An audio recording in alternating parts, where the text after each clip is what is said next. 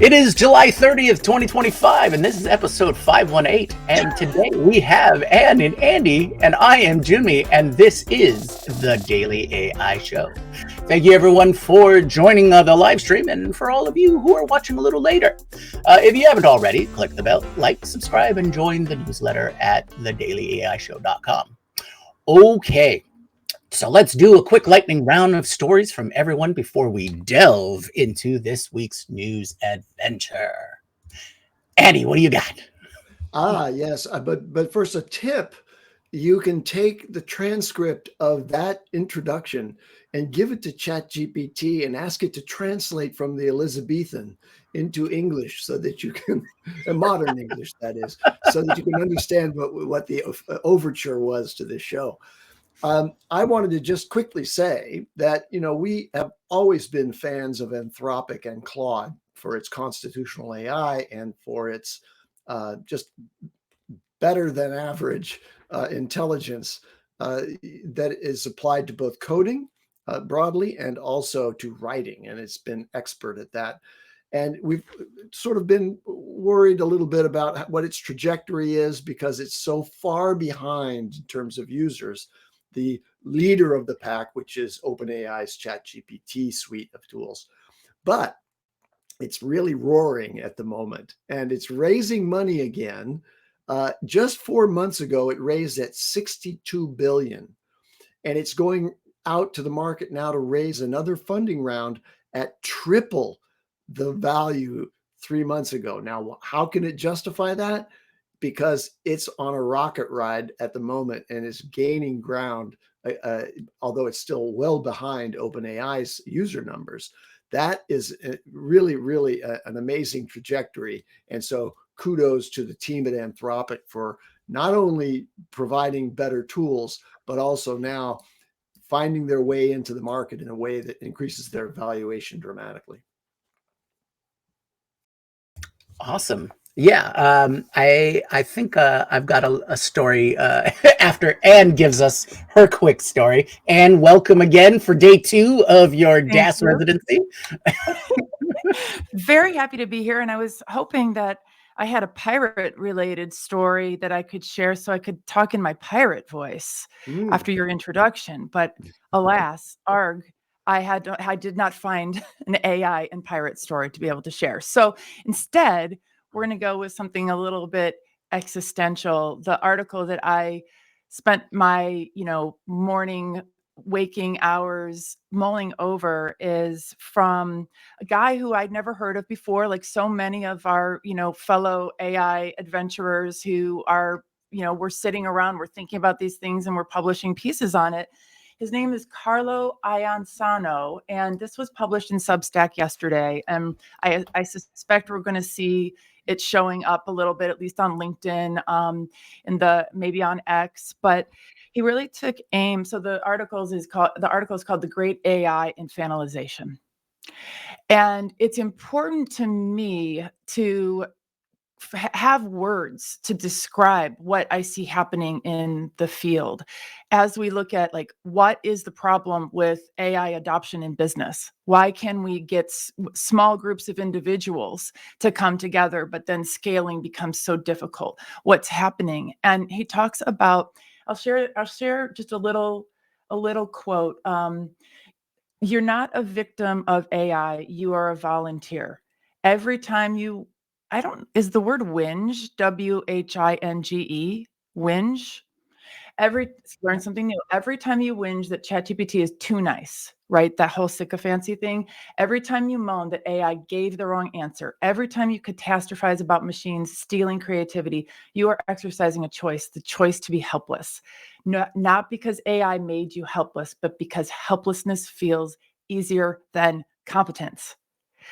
We see this so often, and I think this is what's so challenging is it's one thing to be a full-on resistor. It's another thing to be a full-on champion. It's the people in the middle with that learned helplessness thing that seems relatively benign, but in fact is, I think, the most insidious challenge that we have as AI becomes totally and utterly ubiquitous, but people want to have their head in the sand, in part because it's learned behavior, right? Like we are taught to stay small, particularly in, working with women. We're taught to stay small. We're taught to stay under the radar, right? Even pretend we're helpless, fake helplessness, right? So there's even the fact that we're not helpless and we're supposed to act like we're helpless. And so one of the stories that I'm going to bring up later really kind of hinges on this challenge that we have with people feeling, I think he describes it as digital houseplants. We're digital houseplants. We're just not doing anything, not going anywhere, just hoping that somebody comes and gives us some water and some sunshine, plays music somewhere near us. So this is, again, in Substack. It's called The Great AI Infantilization. And the author's name is Carlo. His last name is spelled Iacono. That's my quick hit. Excellent. All right. Yeah, definitely looking forward to reading the article. And as always, we'll collect our sources and shoot that over to the community for everybody to read at their own pace. Okay. Perfect. Brian has joined us now. Hello, Brian. You have achieved a great sense of timing because we're doing our lightning round. So time to throw you under the bus or put the spotlight on you. That's probably a better term. And what do you got for our lightning round quick story? Okay. I don't know what anybody else has said. Have we talked about Opal? No. Okay. Google Opal. Build it, from other people on the internet, hyping it up as an end-to-end competitor. Opal will allow you to use text. It's text to automation. That's about the best way I can say that. It's built by Google, and essentially you can go in there and explain in text what it is that you would like to build. For example, it could be something like, I want you to go look at my bunch of YouTube videos and find out that the top performing ones, yada, yada. So it might have 2, 3, 4, 5 different parts to it. And then you just say, go. And then it literally builds the automation with nodes that looks like N8N. I used it with some varying success. I think at some point we should do some demos of that, but it's a free tool, which, God bless Google. They put out a lot of free stuff. Yeah, I think people should go check it out and look at the templates they have in there right now, because they have about 5 or 6 and they're basic stuff like build a blog and things like that, help me write a social media post, sort of simple stuff, but it'll show you the design of it and it'll kind of poke around. I would tell people, if I had one recommendation, you can go in and ask per node some updates. So basically you're using Gemini to say, like, make this node a little bit better, or holistically you could say, no, this didn't really achieve the thing that I wanted to do. And so holistically make an update. And by the way, it actually builds the app or front user interface right there on the right-hand side. So you can immediately use whatever you build. It works right there on the side and then use it over and over. So Brian, is this in gemini.google.com or is it in Workspace? Is it already integrated with Drive and Mail and everything else? This, I believe, I will double check for you, but I believe you have to go to Labs for this one. So Google Labs, and then a lot of times Labs, let me just look really quick. If you know what, give me 1 second. One second. It's under developers. I know you're trying to do fast things. So it's not exposed at the top level yet, but you can imagine that Opal is going to ultimately be right in, if you're in a Google sheet, Opal's going to be right there for you. And that's really exciting. Last thing I'll say on this, Jimmy, is it's opal.withgoogle.com. You might have to turn it on. That's pretty typical. And I will put that in the chat for everybody. Opal.withgoogle.com. So there you go. And when you looked at it, Brian, do you have to, within Opal, do you have to then say, okay, here's, I want to integrate Drive. I want to integrate these other, it's light. It's light in those areas. So yeah, it's not like where you connected a bunch of APIs and you're like, go do this thing. I mean, you can kind of see with it, but I think you guys will look at it and go, Yeah. Okay. This is like Zapier saying we will build automations. Tell us what you want to build, and Zapier will build an agent for you. This looks like Google's version of that. But you can see, like, it's a peek into the future of like how easy it will be to build AI automations in the future. So Definitely. Yeah. What I've seen so far is I like that it's node based. That seems to be the popular format for it, and I'm always a big fan of node based. And of course, all the news around the realm is this the new N8N killer? yeah, But yeah, well, we'll see. We'll see. It's definitely part of the or I've what I've seen of the rollout is it's in that beta, initial offerings if it's kind of in thing. labs, that's where it Yeah, is. yeah, And it's a labs kind of project. So Cisco wanted to know um, if it's free. It's free. yeah, Does it cost anything? No, it's free. Go to Google Labs and search Opal, and you will be able to log in with your typical Gmail, just like you can for all the stuff that's experimental inside of Labs. So no cost to it, which is just like Notebook LM. That's where it came out of. It came out of Labs, won people over. I know there's more news for that too. I'll leave that for well, later. I was just going to say that's a great weave on Yeah, to more go for Google it. Yeah. news because Notebook LM has they talked about back in May at their I/O conference about adding video reviews or video overviews as part of Notebook LM, and now they're rolling that out. So if you do use Notebook LM, you should be able to access video overviews now. So they describe it as an alternate version of audio overviews that will generate slides and imagery and things like that. So I haven't had time to experiment with that one in particular, but I'm really hopeful because some of us work on a Notebook LM powered process for content. So it'd be interesting if they are going to add the video element to it. So we'll see in the future. Maybe not this weekend, but next weekend we'll see an example of that. And then I wanted to weave off of that and go to another of the big companies and talk about study mode in ChatGPT. I got to work with it for a few minutes last night when I noticed it pop up. And the other weirdness that seems to be going around for people, some people are getting study mode initialized. That seems to be the big rollout. Some people, like I, on one, for whatever reason, for one of my instances of ChatGPT, I got thinking more or think longer, which I'm not exactly sure if that I'm supposed to get that at this point, but I do enjoy it. Having the extended reasoning process for that does seem to give better answers. And then, yeah, the study and learn. So when I ran through it last night, I wanted to see if it could help me dive a little deeper into some of the news stories that I wanted to cover today. And there's this one science story, and I'll talk about it a little later, but essentially has to do with mRNA. And so being able to be coaxed or guided to learning more about the specifics of mRNA, that was very helpful.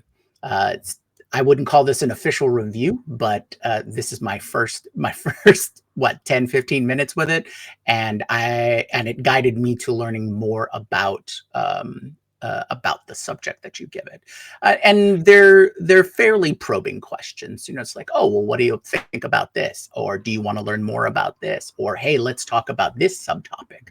Let's break down what do you understand about this. So sort of like the mini quiz back and forth of just trying to get you to expand upon what your thinking is on any given subject. So Yeah. study mode should be rolled out to everybody, apparently.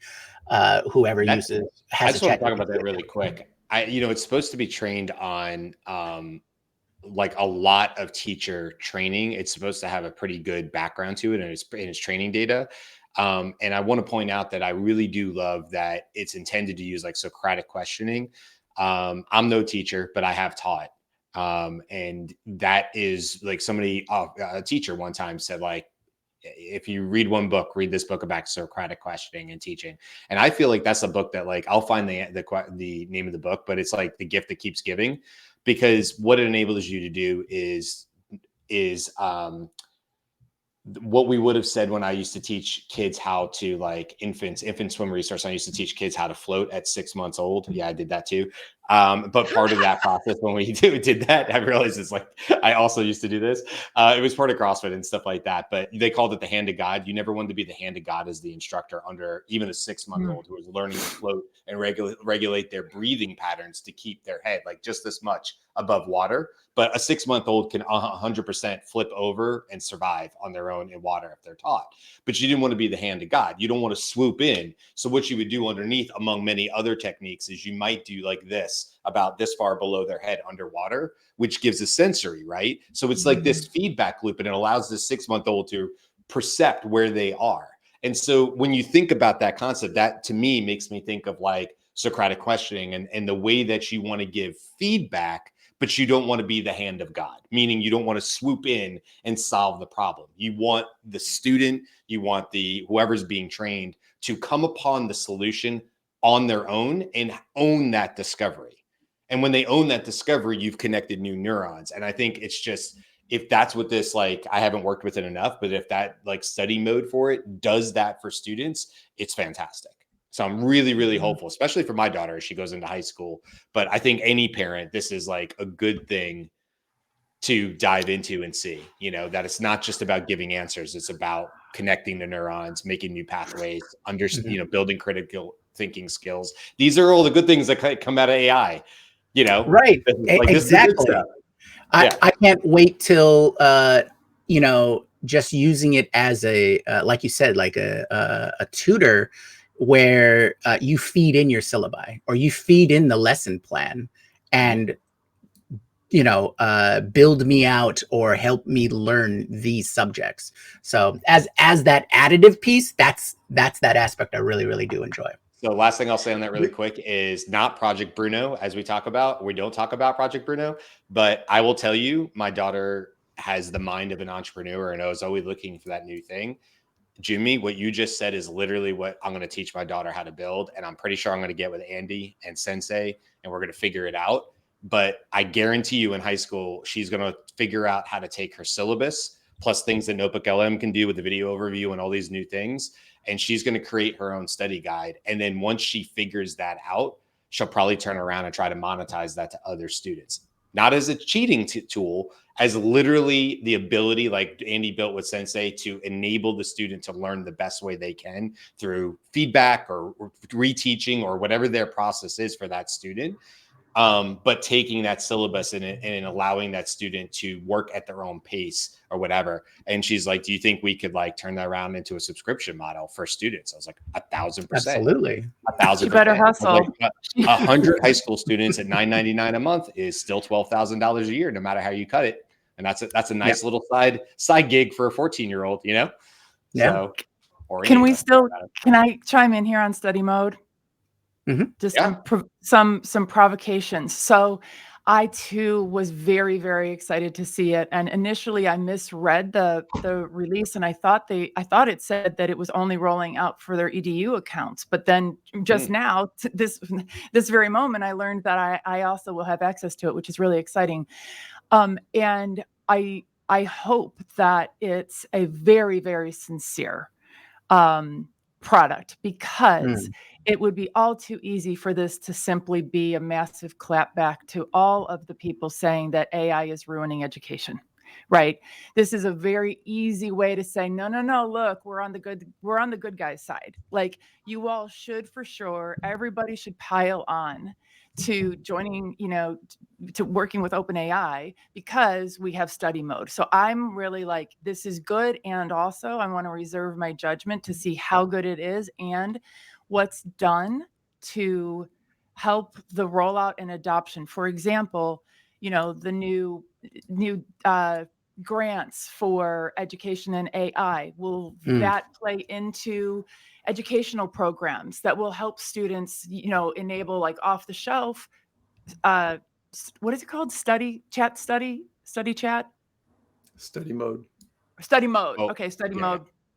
Or is it going to be, how do you adapt study mode for your school, your curriculum, your learning style? So there's that. It's like I am encouraged, and I also want to see more, particularly as a member of the college tuition paying public. I want to see a lot more. I also want to see more collaboration with the universities, of course, and just much higher expectations of themselves around AI adoption.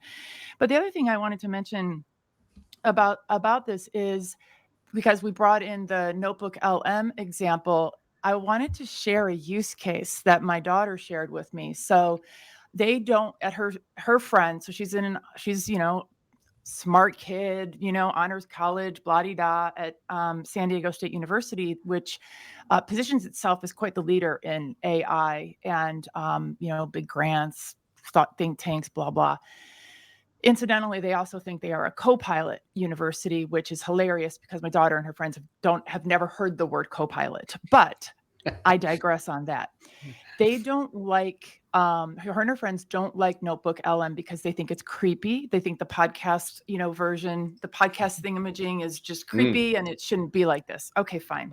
They also love being being retro. They like flexing that they're a little bit of Luddites. Like it's the other way around because they're digital natives. They'll be like, oh no, I like to read the book myself, blah, blah, blah. But here's how they do use Notebook LM, which I think is so cool. And I wonder if things like chat mode or study mode will pick up on something like this.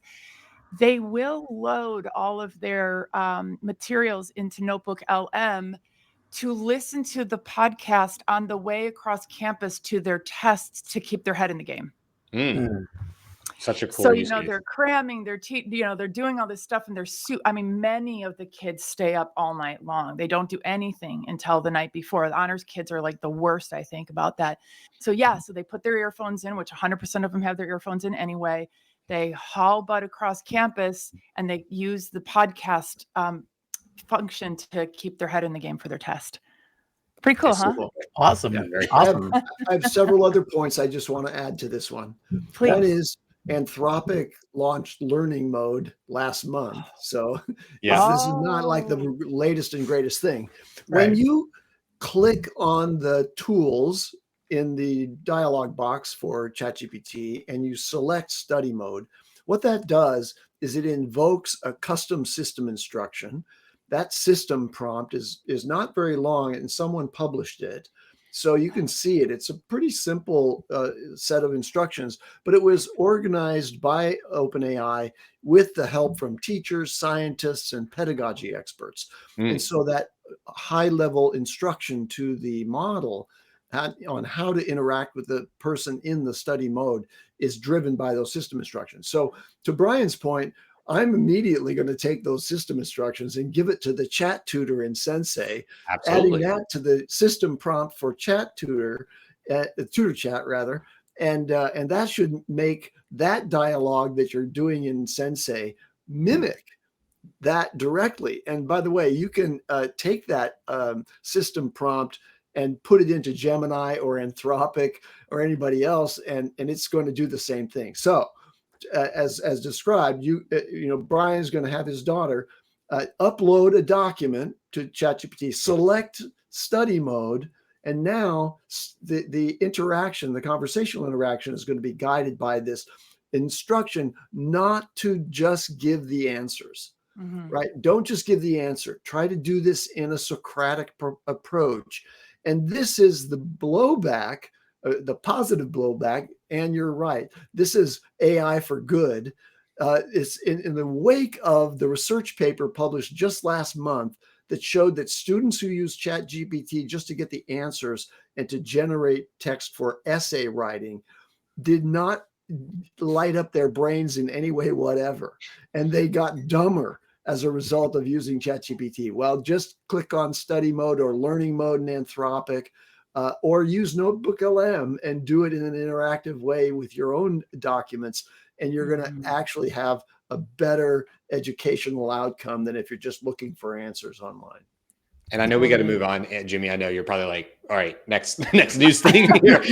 Last thing I'll say is, this was a big yeah, this was a big and the one. last thing I'll say is this is nothing new. When I was in college in 96 to 2000, we had red notes. I mean, I went to UGA, so red, but the whole point of it was red paper with black ink because you couldn't copy it in a copy machine. It just came out straight black. That was their means of controlling the volume of like their resource. So you had to go pay. So I would go down to this little office in downtown Athens, right off campus, right? This walking distance, whatever. And you would go in and you would say, I want to buy the red notes for this specific class. And what you got was a validated A+ students notes in that class. I bought it for every single class I ever did, not because I was trying to cheat, but if I have a resource that's a better organized way of taking notes, I am absolutely going to use that to my benefit. Now we have AI. Now we have a different version of this. But to me, it's the same thing as having red notes back in the day. Like, I'm just looking at a different way of organizing and how that person thinks. And I'm using that to my advantage to help me study and help pass tests. And thank God for that. I don't remember what I used to pay, but it was worth every dollar. I know that. Yeah, having those additional resources definitely good for you. Okay, so so we had one show about study mode. Now let's move on to our next show. What's your next story about that invokes a fiery passion? I don't think we've heard Andy yet about his fiery passion story. So Andy, what is your top story for today? Oh, can't hear you. I think you're muted. Okay, I'm back. There we go. I'm going to talk about listening to music. And all of us have, I started listening to music when I was young. and that was a long time ago. And then I could make a playlist by doing on a reel-to-reel tape recorder a series of recordings that were in the sequence that I wanted. Maybe mixing across artists, which was unusual if you had to use vinyl and an album. Well, the latest streaming services go way beyond that, of course, but they're going to go even farther now. Spotify has an AI initiative inside the company, and they've now outlined ambitions for a more conversational interaction with their DJ service. They have AI DJ right now. But you can imagine this is going to go to the next level. They actually made a couple of little acquisitions to power these capabilities. And so it's going to be, you're going to imagine, instead of just saying, okay, well, build me a playlist for such and such and set that up. Now you can talk to the Spotify agent. Now, you can't do it now, I should say. Eventually, you'll be able to do this. You'll be able to talk to your DJ and say, okay, well, tell me a little bit more about Linda Ronstadt and what the relationship was with Crosby, Stills, Nash and Young. And it's going to give you that information. Right now you can kind of click and see, a printed thing, but that interrupts cognitively, that interrupts your listening to the music. The voice will obviously interrupt the listening to the music as well, but it could just, like reduce some track to the background a little bit and then give you some overview of that track and even highlight sections of that track. So you're going to have really incredible, almost podcast quality presentation of any artist that you are interested in because of the AI integrations with Spotify. And I'm looking forward to that. I hope they partner with Genius Lyrics. I don't know if you guys have ever used that. I'm such a huge music person, and anyway, it's a huge part of my life. I'll say that. And Genius Lyrics, sometimes I'm like, well, what do they mean by that line? And sometimes it could be as silly as looking at a rap song from the 90s from Nelly, or sometimes it's it's deeper than that. But if they partnered with like Genius Lyrics, that would be cool to hear the DJ come in, which I use all the time, by the way, on Spotify and the car and stuff. If I said well, what is the consensus right now on the internet of what they meant by that first verse, right? Like what was the perspective or whatever. And if it just came back and said unverified, but according to Genius Lyrics, there's several people citing that the singer, was John Mayer was talking about, such and such an actress when he wrote Your Body is a Wonderland, right? And like, that's the popular belief is that would be like, okay, cool, DJ, you go back to the song. All right, Brian, Yeah. I would drive my wife and my daughter nuts with 1,000 questions, but it's a great resource for me by myself. Interrupting the middle of the song just to answer that thought that popped in your head. Yeah, I think this function is for solo car rides only. I don't think this is for when other people are in the car. I guarantee you, my wife and daughter do not care about the origins of the song Brian Wilson by Bare Naked Ladies like I do. That's true. I wonder if this will be the new the new car riding rules where whoever drives controls the radio. It's like, oh no, you can't interrupt my DJ, but I can, that kind of stuff. That's one of the rules. I do have a weave off of this music story though. And that's one that I introed earlier. And this could be huge, or this could just be another step. But coming out of Music Radar, they're talking about a music designer who creates music on Suno, the AI music platform, has been signed by an independent record company called Hallwood Media, and their name is I Am Oliver. And with what has come out over the last couple of months about AI created music, this is an interesting progression, and also a very quick progression, because back in June, we heard about that one company, or that one group, was it Velvet Sundown? Yeah. And the whole debacle and craziness that that band faced on Spotify, granting so many users and do so much output and things like that. And that turned out to be they use AI to create their music as well. But this is the first step towards maybe a form of legitimacy or credibility about AI music creation for the industry. So whether this turns out to be the start of a trend and maybe acceptance throughout the music industry, at least on the producing side, maybe not necessarily from the artists. So we'll potentially see some conflict there, not to mention the ongoing lawsuits and copyright issues and things like that. But so this company, Hallwood Media, it's an independent record company, and they signed this artist called I Am Oliver. And he apparently is the most downloaded or the most streamed music designer on Suno. So they see some potential there. And I think this is just going to invoke more discourse between artists, producers, and the industry itself and the labels. So we'll see what happens with that. I have a question about that. So, Brian, as an audiophile, how do you feel about synthetic music versus regular music? Do you enjoy it? Are you mad about it? Do you feel like it has to be authentic in order for it to be good? No, in fact, I've said it on the show before, and like personally, I think there's room for all of it. I don't honestly foresee people. My daughter has a record player in her room, right? Like, does she need a record player to listen to music? Of course she doesn't. But that's something she has, and she has my mom's old Billy Joel Piano Man album in there, and she listens to it. She also listens to her name, the singer's name just went out of my head, but Gracie Abrams would be another one of them. That's more modern contemporary for her, right? And her genre and stuff. So my take on it is this: like, there's something for everybody. And just like all the other AI tools, I can play, I have guitars in the background. You can't see them, but I can play guitar. I can't sing. I've written a lyric or two, nothing that's ever going to impress anybody outside of my own house. And that's fine. I do it for the love of it. Right.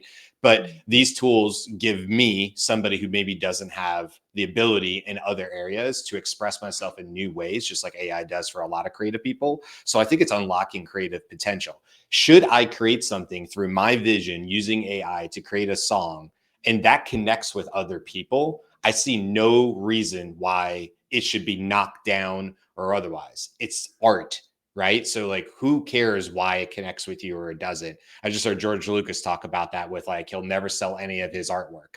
He's like, because why? I'm not in it to make money. It's because it emotionally connected for me, and I'll never sell it. And he got a huge round of applause at Comic-Con in San Diego, right?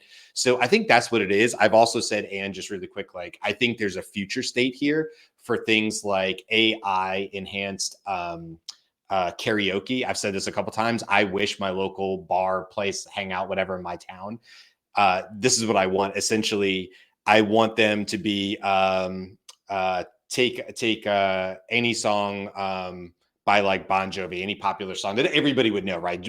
Regardless of genre or year, you would know a popular, Wanted Dead or Alive song or something like that, a popular karaoke song. But what you do is basically you get like almost like an ad libs from the audience. You quickly remix that with new lyrics. And then what the karaoke is, okay, you've never seen the lyrics before. It's kind of like a Mad Lib. We're going to start the song. The lyrics will show up on the same time the singer is singing them is the same time the audience will see it behind them. And you have to do your best to sing Wanted Dead or Alive, but it's about a ham cheese sandwich, right? Or whatever it is.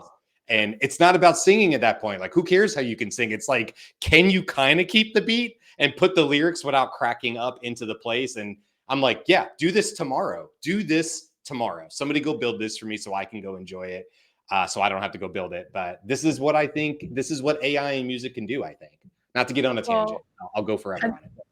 The establishments will be able to sell many, many more drinks if people need to stand up there with not knowing what the lyrics are at all. Yeah, it's the same reason Mad Libs were fun in long car rides, right? Because it was like, give me verbs and adverbs, but AI can quickly do that. And as long as somebody can figure that out, I don't think you can do 1,000 songs. I think you got to pick like 25, right? That the AI knows really well and can like quickly generate lyrics. There's probably some testing to be done on that, but all that stuff, anyway, all that to say, to answer your question, like all of it makes me more excited than fearful.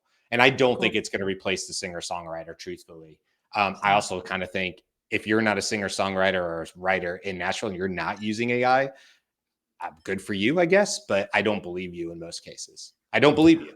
Oh, really? Not really. You're going to tell me this tool's sitting on your desk. Nobody will know if you used it, and you're not going to get some suggestions for rhyming words with debacle because you really needed to rhyme on the fourth stanza, and you're not going to maybe consult ChatGPT and go, what is going to go with debacle in a country song? Like, come on. But I'm sure there's the purists out there who are like, I will never touch it. It ruins my craft. All right, good for you, I guess. Yeah. Well, we'll definitely see what comes out of it. Though I do love that bar idea. I know. I want to see it as well. Yeah, another $1 million idea on the Daily AI Show. Market. Yep. Mashup karaoke night. Yeah. And so you were going to talk. You mentioned earlier that you were going to talk about a deeper story. So this is the opportunity. What is the story that burns with a fiery passion? I hope it's not self-indulgent that it burns with a fiery passion for me. I hope it burns with a fiery passion for the audience as well. I know it is a hot topic, but what I'm bringing to the table is a take from the land of small liberal arts college campuses. And this is a guy who is a faculty member in an honors college where it's an honors college, a tiny honors college within ASU. So it's not the whole college isn't tiny. The university is ginormous. Barrett College is tiny. And just for like level setting, so it's called AI and Higher Ed, an Impending Collapse. And this is from Inside Higher Ed on July 24th. And a couple of things for us to know. One is that tuition at ASU is $38,000. Expected total expenses is $60,000 a year. So for an out-of-state student, it's $60,000. Plus, if you're in the honors college, like most honors colleges, you pay an additional fee for ostensibly smaller class sizes. You probably get a laptop. I don't know, some goodies, right? And plus, honestly, because they can. That's what we actually know. It's because they can. And, his take is one of the ones that, kind of to your point, Brian, of like, if you're going to say you're not using AI, like, cool, more power to you and everything, but like, see it in a couple of years, maybe, question mark, you might not even be around doing the thing that you love so much. His take is that we are, by giving over to, we pretend to work and they pretend to pay us. So that faculty are now, in this situation where what he's contending the right path should be is saying, no, campuses won't collaborate with AI. Students shouldn't, faculty shouldn't, which is particularly interesting because ASU was the first university to partner with OpenAI. Yeah. But I bring it up because there are so many Robert Niebers of, dotted throughout universities. And, one of the things that I've seen my background is in university administration, so higher ed advancement, fundraising, marketing, blah, blah. And one of the things that happens is the Robert Niebers of the world, who are no doubt esteemed colleagues, talk to the greater community about AI is bad. And then what happens is enrollment has a hard time adopting AI because Robert, the esteemed faculty member, is out here saying AI is bad. So the business units have a hard time adopting it. So now you've got, multidisciplinary difficulties in adopting AI when, in fact, if some of the people could go out, lead the charge like they are with ASU and OpenAI. But the thing that's so tricky here is that he's really saying that complications around grading AI enhanced or AI source work represent a challenge to the integrity of the educational system. I don't disagree, but also I don't think that's a bad thing. I think it's a really good thing. The AI, the higher ed bubble is a bubble, and we've been knowing that it's going to pop at some point. Is this a moment where we can accept that AI can help us break what's already broken? Higher ed in America is not working the way we thought it was going to, by no means, right? It's a long way off. I don't know if that's too political to say. I don't know how much commentary we can layer on, but let's just say it's not working the way it was set out, right? And we're creating this, this bigger and bigger gap. And the students who go to college and have faculty who don't want the system, let alone the individual students, to participate with AI, there is no point in charging people money to go to college at that point. I mean, we are doing the next generation such an incredible disservice. So this is an important one to read. If you're wondering, who are these voices in higher ed out here saying, essentially, this is the ruination of higher ed, with strong arguments why it's bad, and influence within, academia. It's the Robert Niebers of the Barrett College's Honors College of ASU. And it's important to know who these people are because they are going to continue to be vociferous. And it is going to be ugly when these forces clash. And I think we're coming to that point right now with higher ed. It's overdue, right? Like, we needed to change the way things are working for a long time.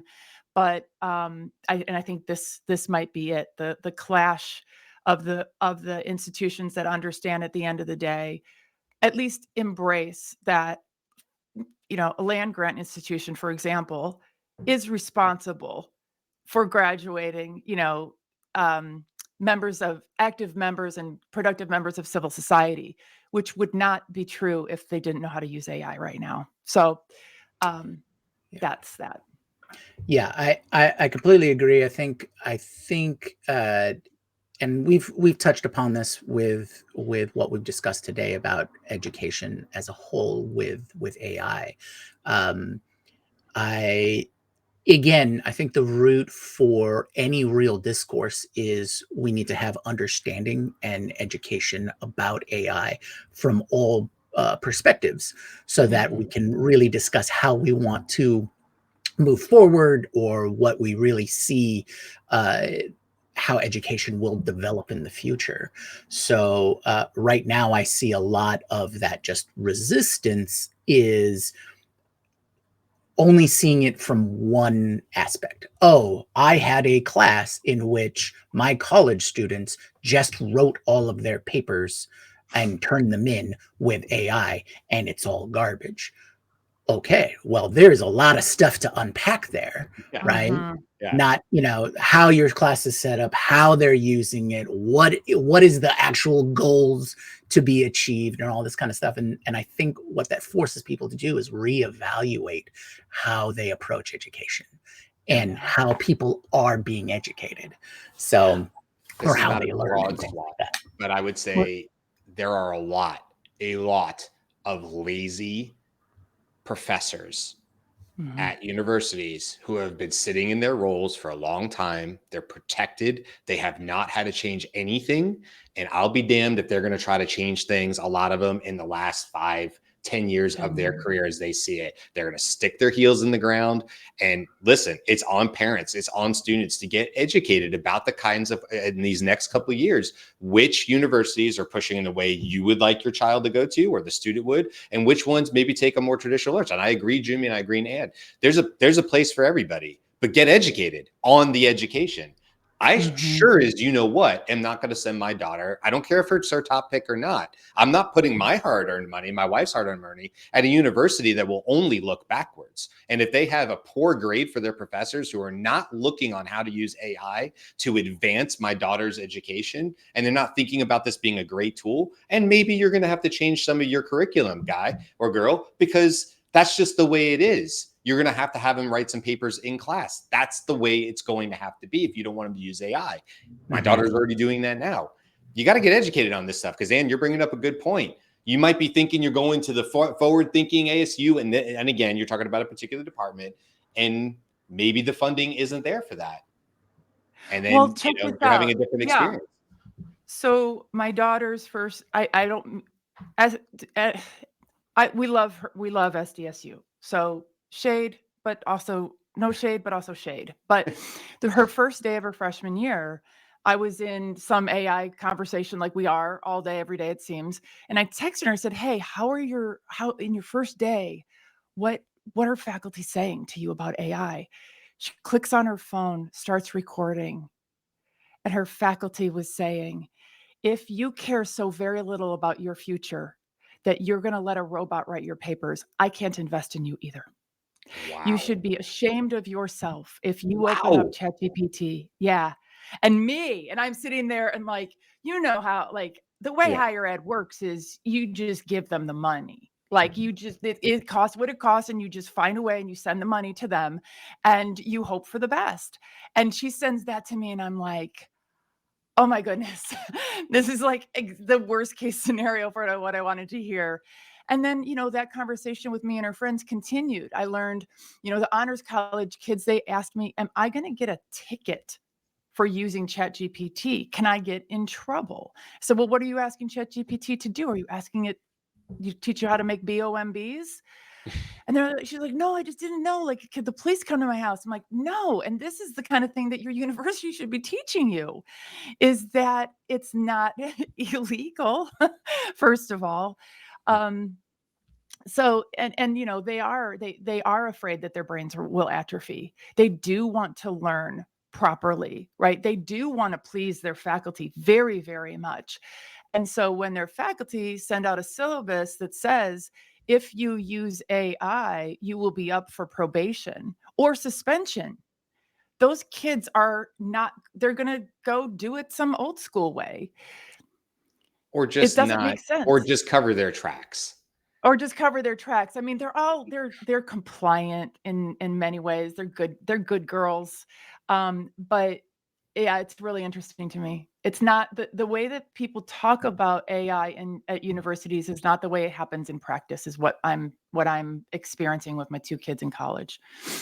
Well, look, Greg is saying this is, in all capital letters, such a good subject. So, Ann, we will absolutely need to bring you back so we can dive deeper, since you have more of that firsthand parent observation of kids in college, which I think would be great to have back as somebody with that sort of like perspective, right? And so yeah, we'll have to come back to it, Greg. I agree, but these guys, everybody in the chat knows if you listen to this show long enough, I will go on a tangent in education. So I digress. Well, I won't say anything. Well, yeah. Speaking about that, we only have a few minutes left to wrap up for the day. So, Andy, I wanted to make sure that we got to you for your story, your top story, or your story of burning passion. Well, I think this has turned out to be an education-oriented show, and the study mode was really the thing that caught my attention most, and I see it as a very progressive thing that AI is adopting the tutorial approach, and it will become a collaborator with students as opposed to the death knell of learning. AI is really, for me, it's a profoundly capable and supportive assistant that gets me past all the roadblocks that I run into in my comprehension of complex subjects. So that should be available to students. Let's shift, though, at the moment to the transformation that's happening in the world of search. So AI has really disrupted the search space, and lots of doomsayers said that Google's predominance in search would, be crippled by the availability of answer finding systems like Perplexity and then ChatGPT when they added search to the product suite. But Google has been working on AI mode in their search interface. So all the billions of people who use Google on a daily basis now have an AI dialogues assistant right at the top of the interface there for them. And just yesterday, I learned that Google has released new AI mode capabilities, and I haven't tried them yet myself, but I'll tell you what they are. The main one is that now a canvas will, by your request and by prompting in the AI mode on the left-hand side, a canvas will emerge that will automatically add and store information and do that over multiple sessions. And you can organize those into individual boards. So if before you were using search to find resources, and then you would copy and paste the link to that resource into a Google Doc, well, that's all being integrated right in the search interface now, that mode of operation. And so you could do things like I use agents for, like GenSpark, to do deep research and understand a complex area, not for learning purposes, but for things like, what am I working on? I have a whole bunch of different tabs of GenSpark open. And now I'm going to try using the canvas in Google AI mode to see if that really replicates this mode that I tend to use GenSpark for, which is, hey, I want a full analysis. An example I'll give you is, the tax incentives for the tax credits for energy related investments in your home are expiring at the end of the year. So you only have the balance of the year to actually implement energy like solar or heat pumps, et cetera, and get 30% of that back on your tax return. And so I'm scrambling to do that, and I'm asking GenSpark to do all that. Well, I can now do that in Google AI mode. I could say, hey, I want to do this, and I want you to find the resources and the service providers in my area that can actually fulfill on that objective. And it's going to build that in a canvas that I keep. And here's the important point. It will do that across multiple sessions. So as soon as I come back to the Google search thing, and I just prompt and say, hey, let's go back to the energy efficiency investments that I want to make in my home, it's going to pull up the canvas with all the history of that we have together put into that canvas. So that's moving search into the realm of AI, just like all the AIs have moved into the realm of search. Google's putting it all together, and I think that's really a good thing for all of us. 100%. Is the canvas a doc?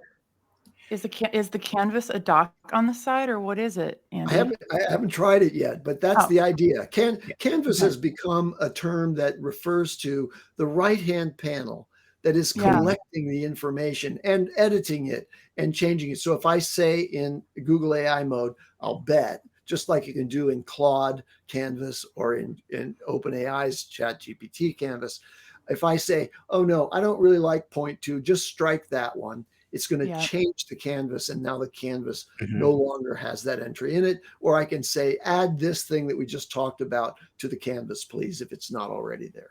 And I'll just add Gemini Canvas. The distinction of Gemini Canvas is that's where Gemini does its coding. And that's not the way ChatGPT uses Canvas, just to put a distinction of the two types. Gemini will code in Canvas. It's like that's where they sort of open that up. It's not the only thing they use Canvas for, but just you'll notice that difference. Right. I think that this is moving that kind of functionality directly to the search interface. So if you go to google.com and you just do a search to start, AI mode pops open with its dialogue. If you then prompt it to say, okay, let's make a collection here in this individual board, so I can name it and I can start to collect it. And by the way, Anthropic's Claude also codes in the canvas, but also will write in the canvas or do many other functions there. So that right-hand panel is something that you keep. The big AI companies have admitted that their naming, or at least OpenAI has admitted their naming conventions are terrible. And as we see, they're still using the same words: Canvas, Copilot, DeepSeek. Yeah, it's not. I don't think it's going away anytime soon, and I don't know if it's purposeful. It can be a little irritating, but luckily you have DAS to break down all of the little differences. So so we know what we're talking about. Can I weave off of that real quick? Go for it. All right, August 2nd. That's when the EU implements the Union's AI Act, introducing legally binding obligations for providers and deploy of general purpose AI. Okay, you can go read up on that or whatever. This is one of the reasons the weave is GPT-5 or whatever they name that naming convention. That was the weave, because there's a lot of speculation. Will OpenAI release GPT-5 before Saturday, which is the 2nd, in order to get in under the old EU laws? So I've read about that. I don't know. That's speculation. It's not necessarily new. I mean, that's definitely happening August 2nd. That's the news part of it. Speculation as to whether OpenAI will push GPT out in order to meet underneath those deadlines. And I don't know if that means it has to be out by the 1st by midnight, so on and so forth. But that's probably what that means. So it's potential we could see a rollout of GPT-5 here within the next 24 to 48 hours, which is, or whatever they call it, which is really cool. And then Jimmy, I'm just going to sneak this in, but I know we're on time here. I did run an AI, but I'll share it. I'll share it with people so you can go see this on your own. But I took yesterday's episode about dynamic pricing and I created the brand new video overview, and I'll be damned if it didn't do a great job, guys. Welcome to The Explainer. Today, we're going to talk about something that's hiding in plain sight. Different voice, something that's changing the price of, pretty much everything you buy. By something different. We get something, and it's all being driven by data. So here they are. Eye opens up and it starts pouring rain. Talking about the Disney example I gave yesterday. About how much money we make, and maybe that's okay. Maybe that's even a good thing because it helps bring down the cost of your ticket. And both sides are using today. And this brings up a really powerful, kind of scary question. Algorithm. Okay, what I'm going to do is I'm going to share this. With, let's not do that on screen, but let's share this with everybody. So, Awesome. I'm glad you did that, because that's a great demo to see what we're getting on the video side, and I can see lots of educational content gonna start coming out for it. If there's an easy way to switch out voices or have it reread, I think that's going to add a little more variety to it, but we'll see what comes out of that. You know what? Take the slides, download the transcript, and re-record it yourself with it in your ear, and re-record it over the same exact slides and put it out. In fact, I will probably do this now, seeing this for the conundrum right now. There's no, when the video goes out, it's just the transcript. Right. Hey, if you're going to give me slides to the conundrum episode, I'm going to use them. So Awesome. expect this Perfect. Saturday's video to have the new Google Notebooks video overview slides as part of that video interface, which is, hey, I'll use you give it to me, I'll use it. Perfect. No, that's great. That's great. And I was kind of dropping hints. Hopefully that was going to happen. All right. Perfect. Okay. As we wrap up, I cannot leave it without doing an AI in science story. So AI in science. Okay. Science. So the big one that I wanted to talk about was, of course, out of Harvard. There is the Harvard John A. Paulson School of Engineering and Applied Sciences. All right, we have talked about quantum computing because there's been many inroads and advances in quantum computing that we've seen over the last year. And so Harvard has thrown in their gauntlet of quantum computing advancement or progression. And what they're calling is they have something called quantum metasurfaces. So right now, as part of quantum networks, or part of creating their creating the information, right? You currently use something called waveguides, right? And it's a lot of equipment and layers and mirrors to guide optical information, basically like lasers, right? And this helps as part of the larger quantum computing structure, right? The main pieces are the processing unit, the error correction piece, the sub-zero, super cold piece. And so there's these general areas about quantum computing that we're seeing these advances in. So this quantum metasurface, what it does is it takes that waveguide component and it basically makes it into a wafer thin, they say smaller than a human hair, single component together. So it takes up less space, uses less energy, all of these kinds of advancements that you want to see in this technology, which means that the overall quantum computer can be smaller as well. And that means there's less energy and less things to keep super cold and those kinds of things. So coming out of Harvard, they've created this quantum metasurface that changes essentially these waveguide systems into a single thin layer chip. So think about the way I like to imagine is when you thought about how radios would have all these big capacitors and vacuum tubes and all of these kinds of things, these old timey radios, and they were these huge monstrosities. You had to keep it on a table or a desk or armoire or whatever. But then with IC components and PCBs and things like that, you were able to take that radio and break it down into a much smaller device. And now we have radios that can fit in like earbuds, right? Entire radio systems. So this is that kind of transition, I think, is these metasurfaces are reducing the amount of physical overhead and processing or energy overhead for quantum computing. So hopefully this will be a big step into moving quantum computing further into the mainstream space. So we won't have our quantum computer on our desktop for probably another couple more decades, but now it's only a couple more decades as opposed to a dozen. And that's my AI and science story. I do have plenty more, but we are definitely over time for today. If you would like to know more, please join us in our community. So I think we'll wrap it up with there. So again, thank you folks in the chat, our viewers and subscribers.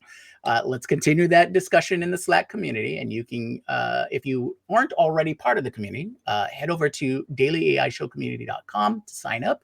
It'll get you right into our Slack channel.